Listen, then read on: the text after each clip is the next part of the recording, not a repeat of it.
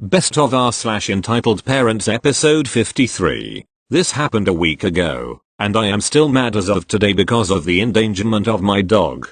She's doing okay, BTW. I was walking my beautiful and well-behaved golden retriever down the sidewalk to get to her favorite dog park. We usually do this every day, but not one day have I witnessed such horror and agony until today when an EM and an EK walked up to me. This is how the conversation went. EM. AWW, look at the puppy. EK, how cute. Me, thank you. Your EK can pet her if he wants. EK walks up to my dog.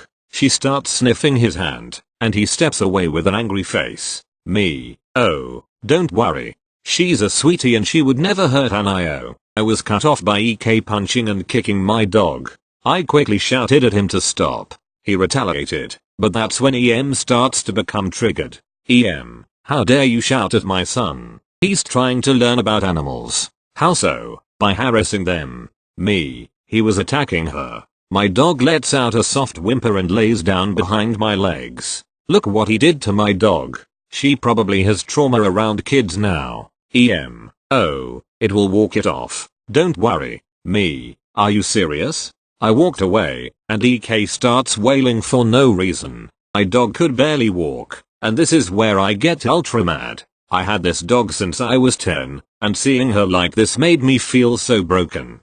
So I had to carry her home. Later that day, I took her to the vet to see if they can heal her. I didn't really feel the need to call the police on a 8/9-year-old boy, so I didn't. I probably should have done something different, but I didn't know how to deal with that situation. Anyway, my dog is doing a lot better. But none of this would have happened if it weren't for that kid's curiosity. Thank you. Next. I'm Italian. Sorry for bad English. Little backstory. So, I want to do a crossplay for an anime convention in Italy. I always liked the idea of crossplaying, so I decided to do one for an anime con. I'm 15. Now to the story. This happened 3 months ago. I was going home by bus and I started checking for a costume for a crossplay. I asked for advice in a Telegram group about cosplays. Everything was normal, until someone started talking at me. Meet EM and NG. Normal guy. EM. With the classic Karen accent. Excuse me, what do you want to do?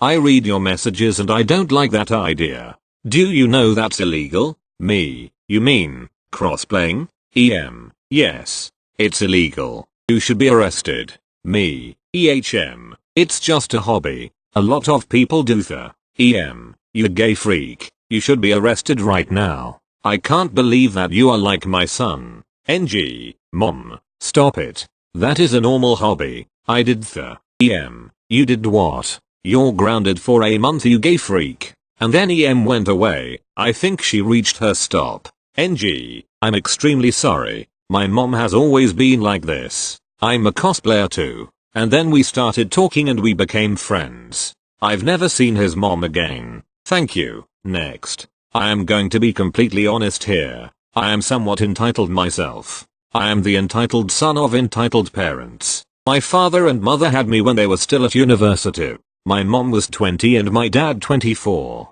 In my country, you can start university straight out of our version of high school. Though for men there is mandatory military service for some months or they need to go into civil service for a few months longer. As my parents were still reading law then, I mostly grew up on my mother's parents, my grandparents, farm until I was 6 years old. My grandma and my uncle, who was also on the farm, were more parents to me for the first 6 years of my life than my actual parents, who mostly were either at university or, in my father's case, working in law to qualify as a judge as fast as possible. My uncle sadly died when I was 10. My dad was a judge when I was age 6 and he finally got a post near where my grandparents lived, and his parents paid his way through university and even gave him $100,000 if I converted from our currency to help my dad buy our house, which my mom and I moved into with him. My mom was enrolled in university for 20 years. She never finished her law degree,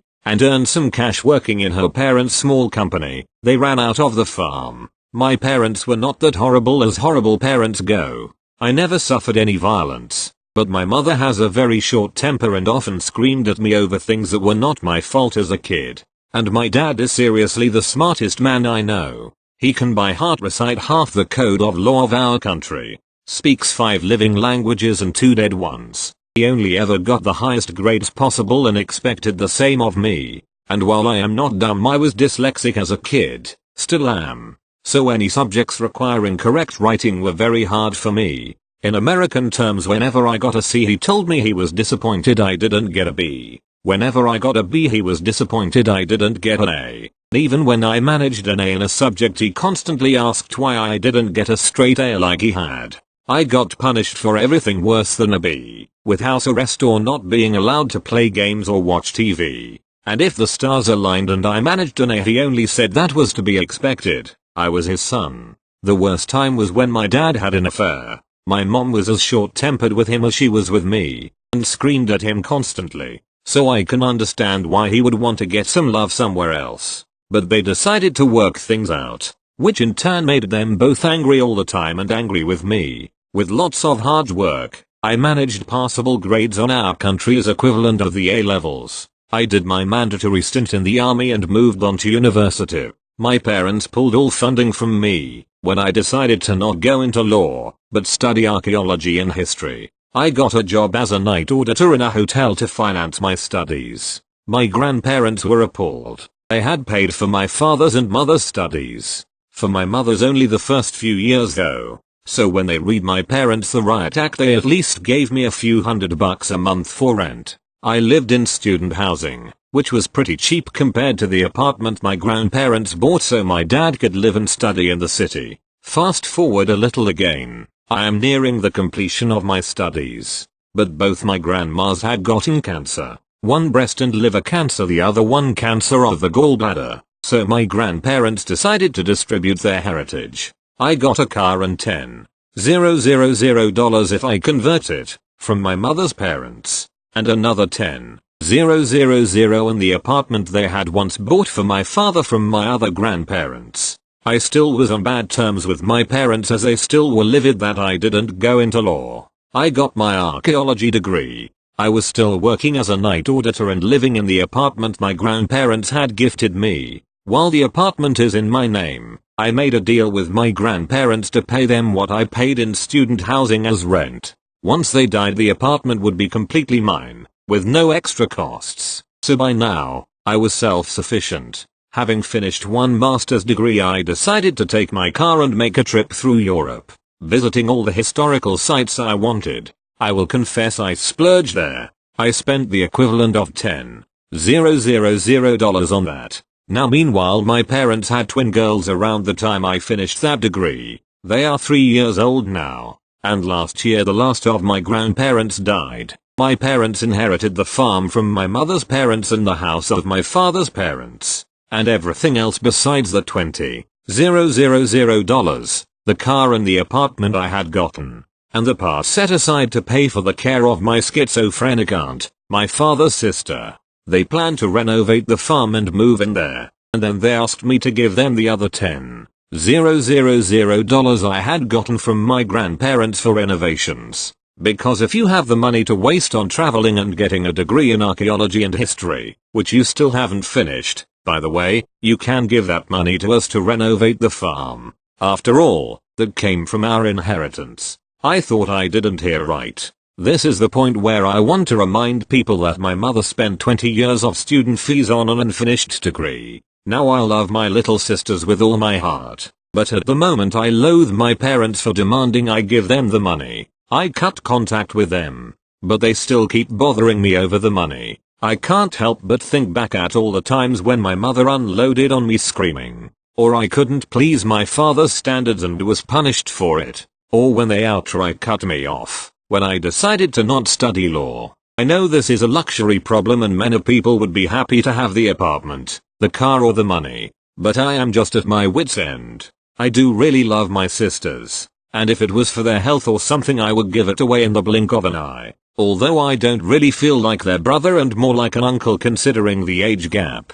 But my parents already have a perfectly fine house, the farm, and another house. Granted the last two need renovations, but I really don't see why I should give them the money my grandparents gave me. I tried to post this on Am I the Asshole? but it is too long for there. So I decided to ask here for opinions. Am I the asshole? I really do not have the nerve to again write this in a shorter version for the other sub ATM. Edit. Thanks for the answers. Sorry to take my time to reply, but I needed some time away from all this stuff. And going through all this shit again, brought up some unpleasant memories and lots of anger. Thank you. Next. EK means entitled kid. EP means entitled parent. So I was sitting in the airport and my flight got delayed. I got bored scrolling through Reddit, so I decided to play Minecraft on my phone. Then EK came up behind me and tried to yank my phone out of my hand. Me. Hey, please don't yank my phone, EK. No, I want to play.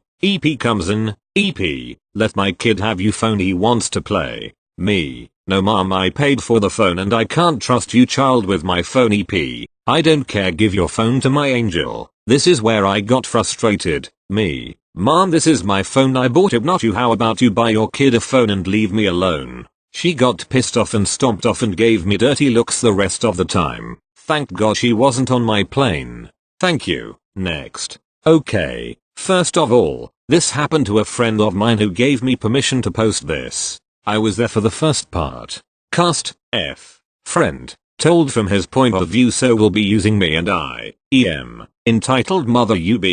Ungrateful bastard. Child. PO. Police officer. Alright, this happened about a year ago. My friend, had a party with a couple of my friends, including OP. It was a fun party. We played lots of games such as Grog. Google it if you don't know it. At a local church we had permission to use for this. We gave it a kind of Stranger Things setup with the dim light hallways with strobe lights. We also had someone in the soundbox playing creepy sounds and music, and sometimes announcing clues. Apparently an EM of the church was in the church and didn't like the game we were playing. She went up to F's parents and said hello politely enough, so I didn't know this would be an EP story. She asked what game we were playing and we said Grog. She didn't know what that was, so we said Google it. She did and then said, did you get permission from the church to play here? Oh boy, here we go. We said yes, and she said, I don't think you do. This game is not appropriate for a church setting.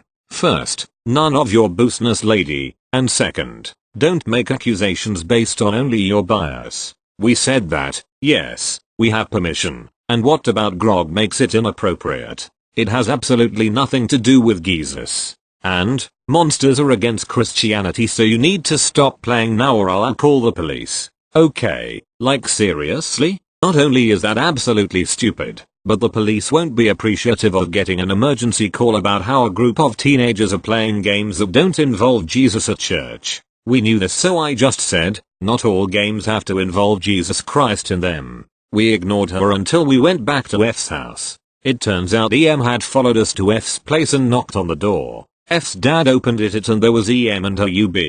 Hello, can I help you? He said. She ignored him and allowed herself inside. So now, she walks over to where F and a friend are having their round in a video game tournament. She sees us and exclaims loudly, you can't play that. You can't even play non-screen related games without undermining the laws of God. Okay, what? How is playing Grog undermining the laws of God? And why does this deem you unworthy to play the Xbox? F turns around and say, I'm sorry, what? It's not my fault if you don't like the games we play. You don't have to worry about that. And before you say that was rude, this lady ignored a question and allowed herself to enter a house without permission and yelled at the inhabitants for playing video games. EM gasps and yells how you don't get to play games if they are not appropriate for church and they should be taken and given to a responsible child like many. UB is whining and crying that he wants the Xbox. There is more talking and yelling how her kid needs the Xbox and how he's such a grateful little boy, while he screams that he needs the Xbox because their Xbox 360 isn't good enough. Eventually, EM unplugs the console and tries to take it. F grabs on as well as us. EM is still yelling until we manage to pry the console from her grip. F's mom yells at EM and UB to leave their house or they will call the police. EM was so mad she grabbed her metal water bottle from her purse and started trying to slam it into F's head at top speed. Repeatedly. She's still screaming. F is bleeding from being constantly beaten in the forehead with thick metal. And finally F's mom and dad call 911 reporting child abuse. assault, and trespassing. EM is still so mad she takes a purse with everything in it, including the water bottle, and trying to whack the already bleeding F. She lands a particularly heavy blow on F's arm, and next thing we know, F is on the ground and her AMR is misshapen like it had been broken. We're holding back EM, who is still trying to whack F's head. UB is trying to punch us in the genitals, though he was like 7 and didn't know how to punch or how to deal with much older beings trying to hold back their parent trying to break every bone in their friend's body. Eventually PO comes with other officers and asks what's going on. M wails that people tried to assault her child while trying to hit us. We say our story and show F, who we are saying needs medical transport. PO calls an ambulance and asks if we have anything concrete. EM says her child saw it all, and he nodded. F's mother, still livid from the attack, tells PO that they had video surveillance. EM calls her bluff. She was wrong.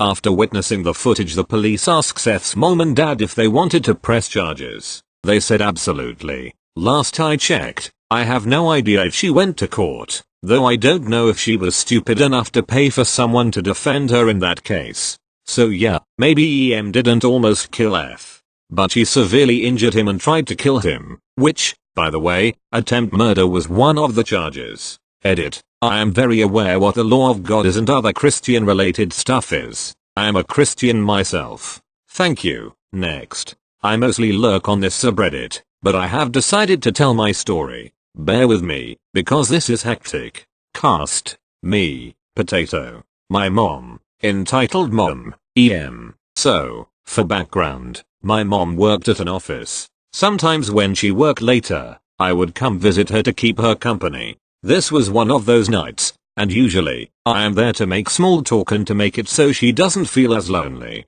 QEM. She's visibly pregnant and has a plastic Walmart bag in hand. Mind you, I've heard of this woman before, but never met her. She walks right past me and greets my mom, making small talk, checking up on how the pregnancy is going. I'm sitting in my chair eavesdropping as I play Pokemon Diamond. Finally, this woman turns around and approaches me. The conversation went down as followed. EM. Hello, Potato. How are you? Me. I'm fine, I guess. EM. Realizes I'm playing Pokemon and snatches it out of my hands. Why in the world are you playing a boys game? Me. Being socially awkward and slightly genderqueer at the time. Yes. EM. Turns to my mom. Why isn't your daughter playing something more appropriate? Mom. I'm sorry, what is she playing? EM. Shows Pokemon. This game isn't for girls, don't you know that? Mom. Excuse me? There's nothing wrong with her playing this. EM. There is, but I won't take it away from my boys this time. If I see Potato with it again, though, I might. Me. That's illegal. EM. Not in the name of the Lord. Here, take this, maybe you'll figure it out. Hands me Walmart bag. Me. Thanks. EM. No problem. I'll include you in prayer tonight. Leaves. So, the bag included a few of those Christian movies you can get really cheap, a mini Bible, and one of those coloring books with Bible scenes. I'm agnostic, so I don't know what to do with it. Pretty sure it's still sitting in my closet. After that experience, though, I didn't go back to work with my mom. The lady apparently kept coming in more often, saying how it's better a girl isn't in a workplace. My mom quit and started working elsewhere so this lady wouldn't find us again. Things have been fine since, though, so I'm not worried. Sorry there wasn't any big revenge story behind it. I don't even know what I'd do. Edit. Should clarify I did indeed get it back from her. Sorry for the confusion.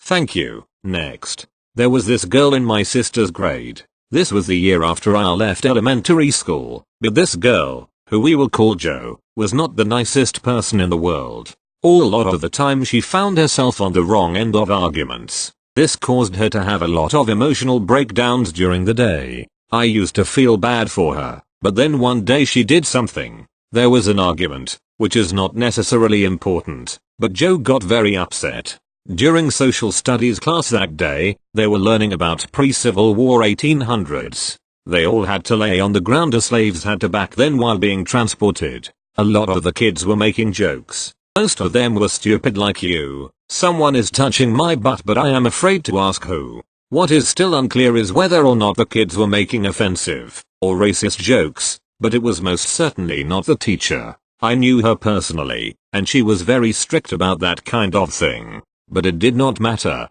Joe was upset from the previous argument, angry at the kids, and somewhat at the teacher. That day when Joe went home to her mom, she had a different story to tell. Her mom was crazy. She always believed everything her daughter told her. We used to get threatening calls from her. She told her mom that the teacher was making offensive jokes and being openly racist, and made Joe cry. Joe's mom escorted the local news onto the school property without the school's consent. She publicly humiliated the entire school, the staff, and most of all, her daughter. The news had no information whatsoever on what really happened. The only people they interviewed were certain mothers who weren't even there, blindly suggesting the school went against everything it stood for: respect, responsibility, and the safety of their students. They held an assembly. Meanwhile, we all saw the poor teacher crying as she walked to her car to go home. She was forced to take a leave of absence until the school evaluated the situation and whether or not she suited the job she had.